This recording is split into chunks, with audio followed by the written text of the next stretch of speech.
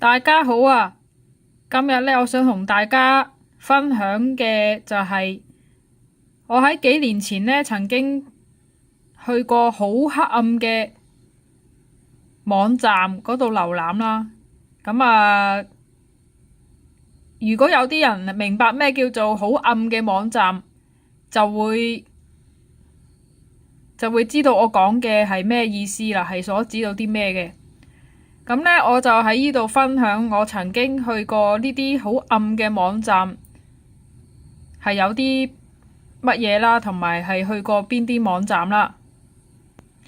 咁呢，我就曾經呢就玩過好暗嘅網站嘅其中嘅一個遊戲啦。咁呢個遊戲呢，其實就係同寵物小精靈有關嘅。不過呢，佢同寵物小精靈呢個遊戲呢係有好大分別嘅，即係喺呢個好暗嘅網站入邊呢，玩呢個寵物小精靈嘅遊戲呢係有好大分別。咁我就播放其中一啲片段啦，播放其中一啲片段俾大家睇下。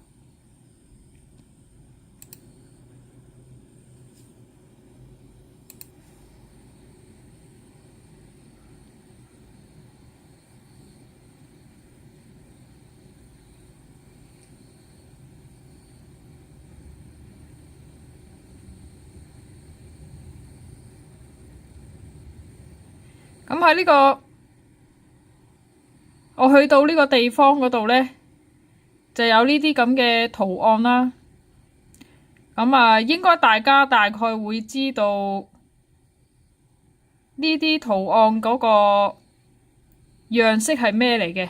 應該大部分人都會知道嗰啲圖係代表啲咩嘅，就係代表墳墓嘅。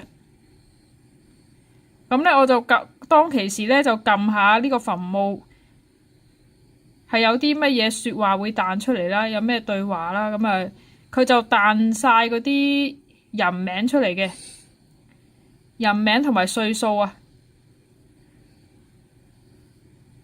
咁呢啲人名同埋歲數都係指到呢受害者嗰啲人同埋幾多歲、幾多年齡嘅。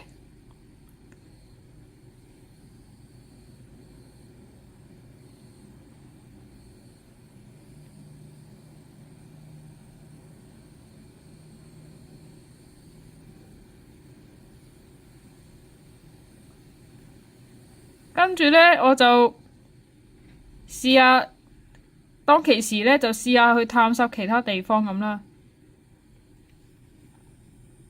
佢呢中間呢一度呢係有被害者呢個字嘅，係中文字嚟嘅喎。其實呢個遊戲呢，就係一個殺手啦，佢自己設計出嚟嘅。咁佢設計呢個改咗版嘅寵物小精靈嘅遊戲嘅主要目的係想俾玩家知道佢曾經做過嘅事啦，即係害咗幾多個人啦，然之後就一一咁樣記錄低落嚟嘅。佢係想俾主要係想俾玩家知道佢呢位殺手曾經害咗幾多人嘅。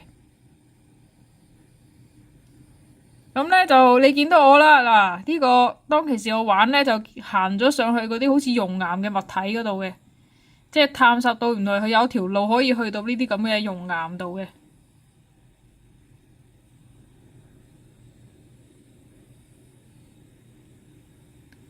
好啦，大概個情況呢就係啦，咁呢，當走入去嗰個熔岩之後呢，係發覺呢係可以成個人透明咗咁啊，即係超越咗呢個畫面嘅，行到去超越咗呢個畫面嘅。咁啊之後呢，當然係可以行翻轉頭，行翻轉頭去翻嗰個熔岩再出翻嚟嘅。見到我走出咗呢個成個遊戲版面嘅係可以，咁啊之後可以出翻嚟嘅，係啦，出翻嚟現身嘅。咁呢個就係佢嘅特別之處啦，都係。好啦，咁呢度呢就講完噶啦。咁呢之後呢，我就分享去過嘅其他嘅好暗嘅網站啦。咁咧，其實喺好暗嘅網站入邊咧，仲有一個遊戲嘅，咁就係叫呢個啦。不過呢個遊戲咧，我係唔敢玩嘅，因為我認為咧呢個遊戲咧就係俾啲唔正常嘅人玩咯。你即係玩嗰啲玩家咧，除非自己係唔正常啦，否則正常嘅都係唔會敢玩呢個遊戲嘅。因為呢啲遊戲嘅程度咧係唔正常嘅人先至可以接受到嘅呢個遊戲。咁啊，如果大家有興趣想知呢個係咩遊戲咧，其實喺網上嘅 YouTube 啦，去打呢一個英文字，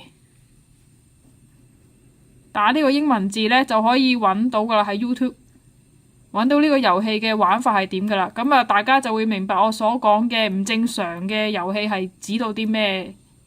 指到嘅即係呢個意思係指到啲咩啦，同埋嗰個程度係點啦。好啦，咁呢個咧又講完啦。咁咧之後咧再講我曾經瀏覽過嘅其他好暗嘅網站啦。咁啊，首先講呢個啦。